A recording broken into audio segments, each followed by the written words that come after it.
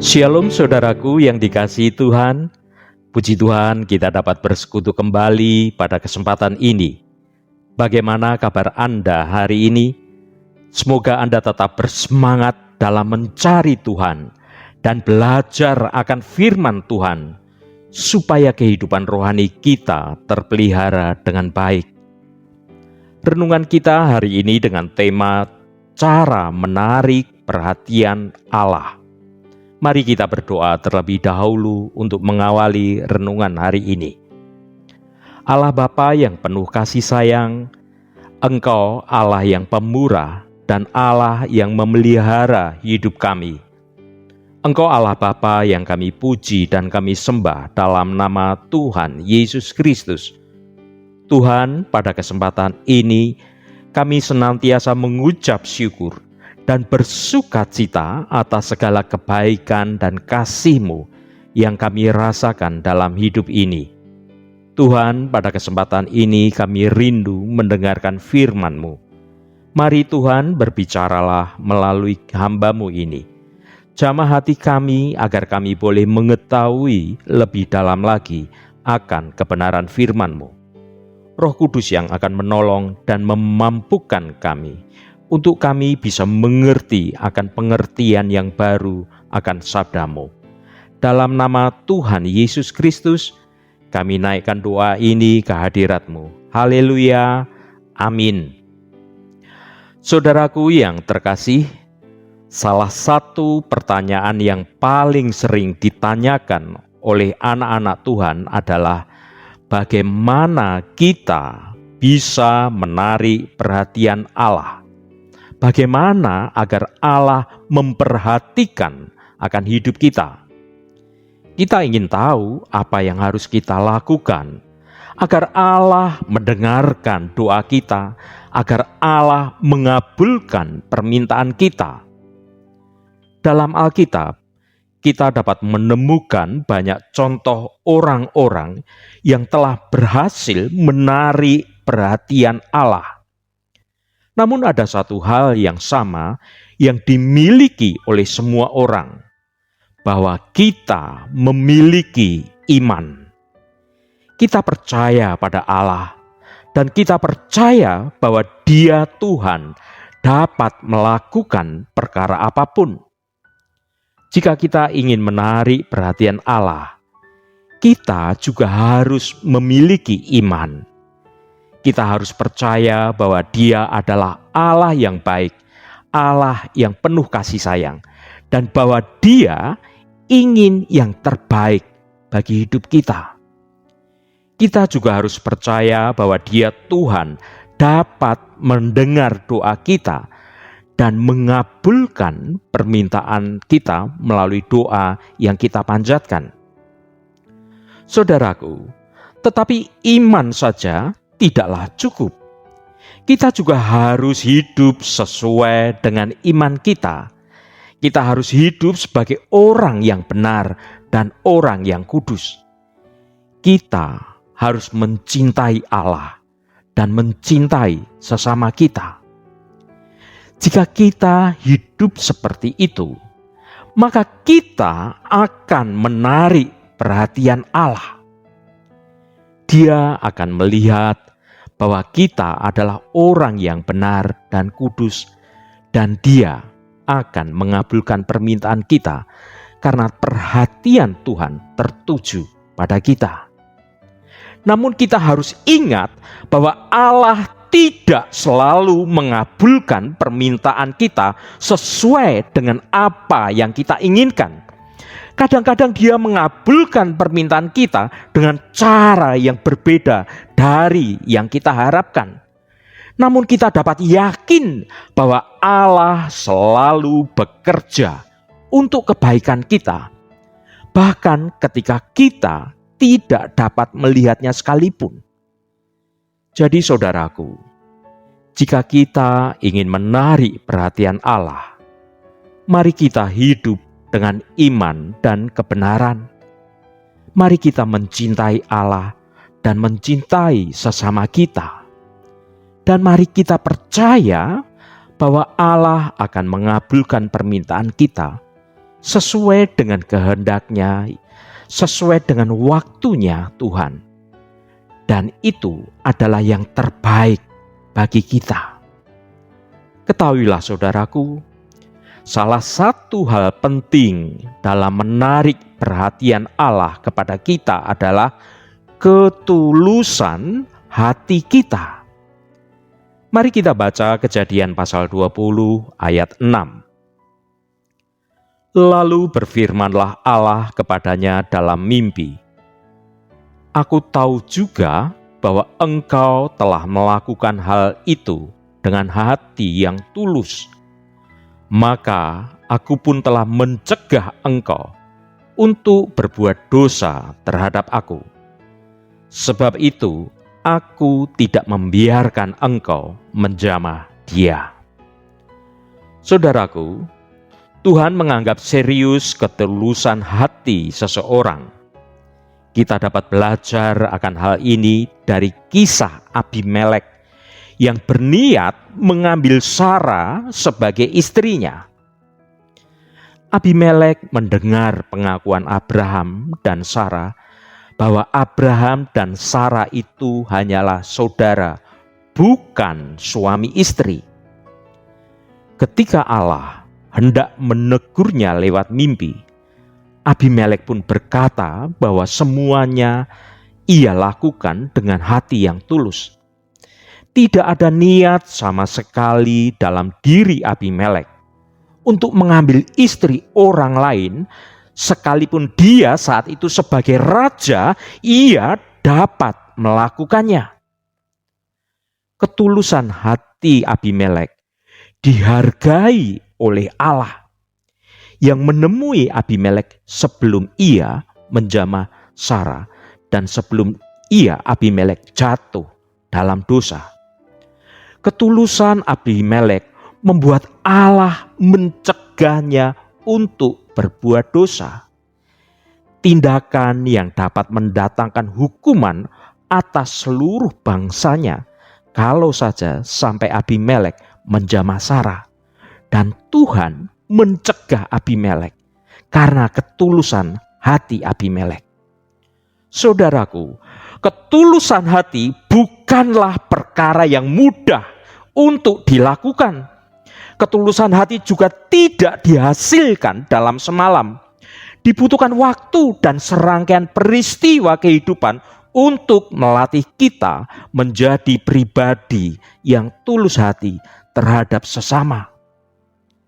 Seperti Abimelek hidup dalam ketulusan di hadapan Allah dan sesama, mari kita belajar untuk hidup dalam ketulusan juga. Mari kita akan baca Ayub pasal 42 ayat 5 dan 6. Hanya dari kata orang saja aku mendengar tentang engkau, tetapi sekarang mataku sendiri memandang engkau. Oleh sebab itu aku mencabut perkataanku, dan dengan menyesal aku duduk dalam debu dan abu. Saudaraku, jika kita membacanya dan pengamatan yang baik, tentu kita akan terkejut dengan pernyataan Ayub ini. Dalam Ayub pasal 1, Ayub digambarkan sebagai sosok yang saleh, orang yang jujur, pribadi yang takut akan Allah, dan Ayub menjauhi kejahatan. Setiap pagi Ayub mempersembahkan kurban bakaran untuk menebus kesalahan yang mungkin dilakukan oleh anak-anaknya. Bahkan dalam keadaan kehilangan segala sesuatu, ia masih dapat berkata, "Dengan telanjang aku keluar dari kandungan ibuku, dengan telanjang juga aku akan kembali ke dalamnya. Tuhan yang memberi, Tuhan yang mengambil, terpujilah nama Tuhan." Saudara dapat baca itu dalam Ayub pasal 1 ayat 21. Saudaraku, pernyataan ini menunjukkan bahwa Ayub mengakui bahwa keberadaannya hanya karena pemberian Allah semata-mata. Karenanya Ayub tidak bersungut-sungut ketika Allah mengambil semuanya melalui sarana atau keadaan apapun. Ya saudaraku, dalam kepedihannya Ayub tidak berbuat dosa dan tidak menuduh Allah berbuat yang tidak patut. Ia tidak bersungut-sungut, ia tidak menghadapi pencobaan dan prahara yang begitu besar dalam hidupnya. Saudaraku, dalam peristiwa ini, Ayub tidak hanya kehilangan harta dan keluarganya. Pergumulan Ayub sampai di titik di mana tubuhnya dari kepala sampai kakinya penuh dengan bara yang membusuk. Sehingga dengan sekeping beling dia menggaruk-garuk badannya. Dapat dibayangkan kondisi Ayub. Seorang yang kaya raya menjadi manusia miskin dan terbuang seperti ini. Namun ia tetap menunjukkan kualitas yang luar biasa. Justru kualitas hidup seorang akan nampak pada waktu ada dalam keadaan yang terpuruk seperti keadaan Ayub. Demikianlah sejatinya bahwa penderitaan yang kita alami adalah ujian dan pemurnian agar kita menjadi sempurna atau kita naik ke level yang lebih tinggi lagi. Dari sisi kehidupan, Ayub juga orang yang berpengetahuan dengan baik.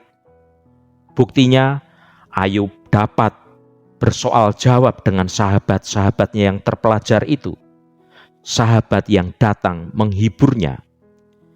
Dari jawaban Ayub, kita dapat melihat bahwa ia bukan sosok yang tidak mengerti tentang Tuhan.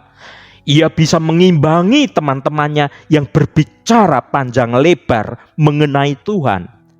Jadi saudaraku, tidak diragukan kapasitas bahwa kualitas hidup Ayub dari perilakunya secara praktis serta pengetahuannya secara nyata dalam hidupnya.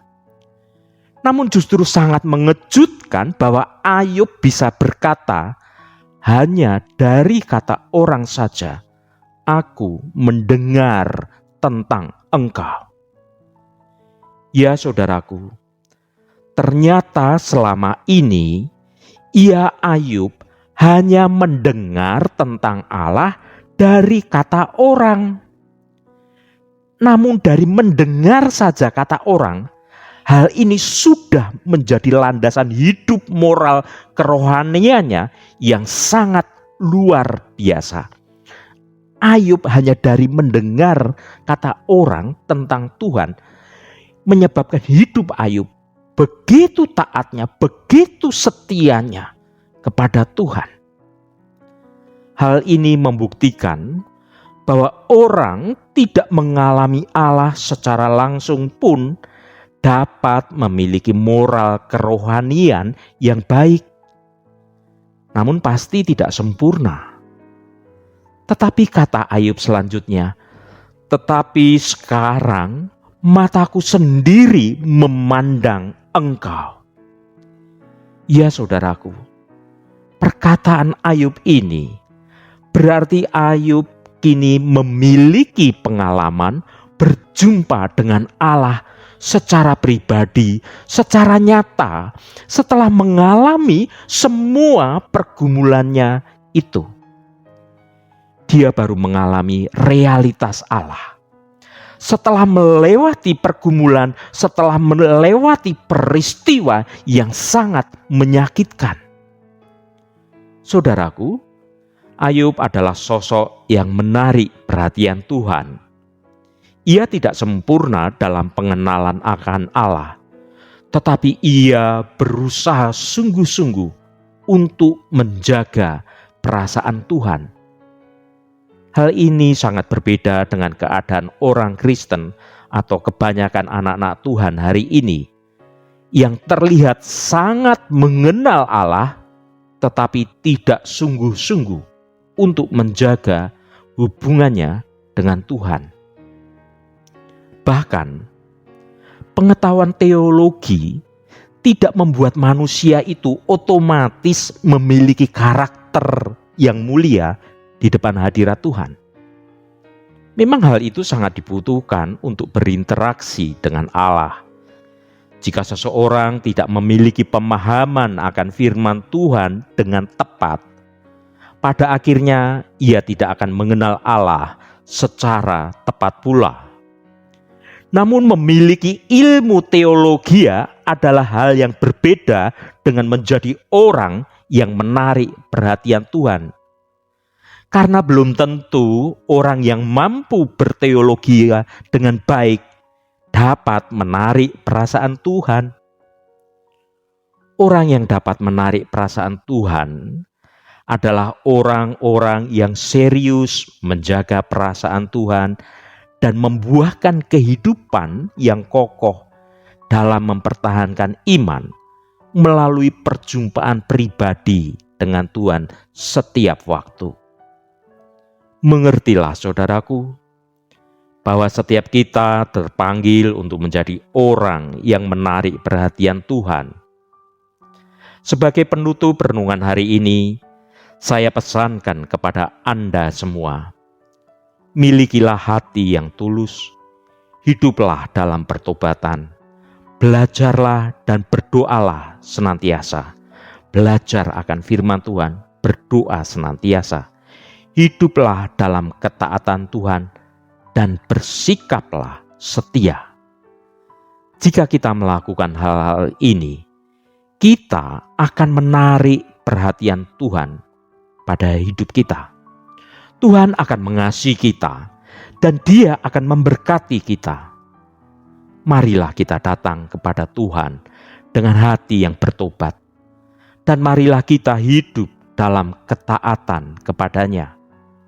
Marilah kita setia kepada Tuhan, dan marilah kita memuji dan bersyukur kepadanya setiap hari. Bersama Tuhan, engkau akan jadi pemenang. Haleluya, amin. Mari kita tutup renungan ini dengan berdoa. Allah Bapa yang kami puji dan kami sembah dalam nama Tuhan Yesus Kristus. Terima kasih atas firman-Mu yang sudah kami dengar pada kesempatan ini. Tuhan, terima kasih Engkau sudah menjadi Tuhan dan sahabat kami. Engkau Allah yang penuh kasih kepada kami. Engkau Allah yang peduli dan senantiasa memperhatikan akan kami. Keadilan dan kesetiaan Engkau nyata dalam hidup kami semua. Kami sungguh rindu membangun hubungan yang dekat dengan Engkau.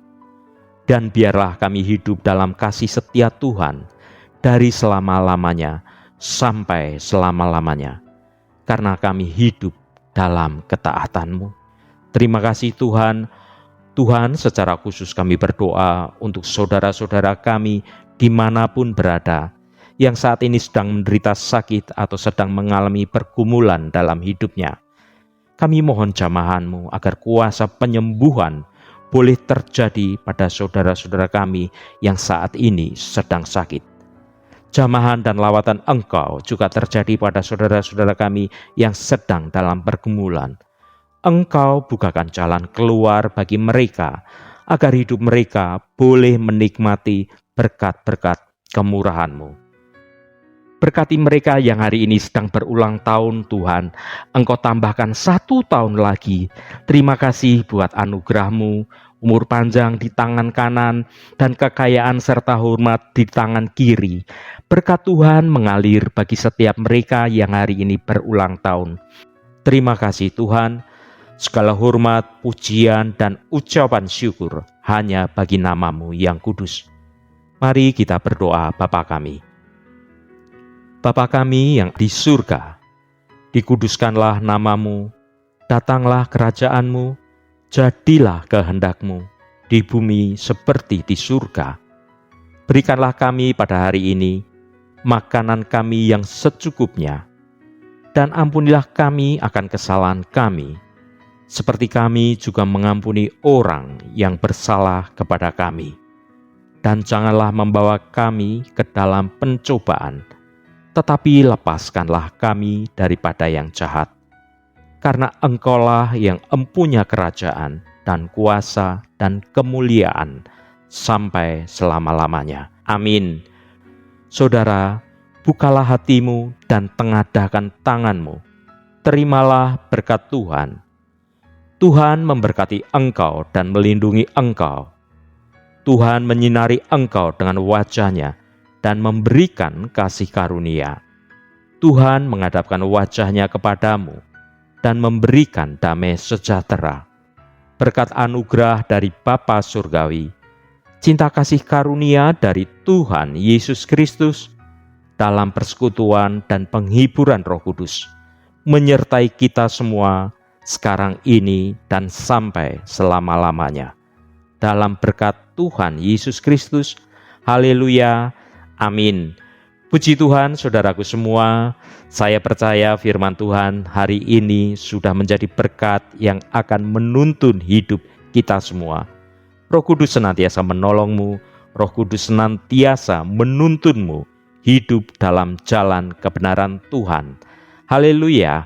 Jangan lupa bagikan renungan ini pada saudara, pada teman, dan pada sahabat Anda, agar mereka diberkati juga melalui renungan ini. Sampai bertemu kembali. Shalom, Tuhan memberkati.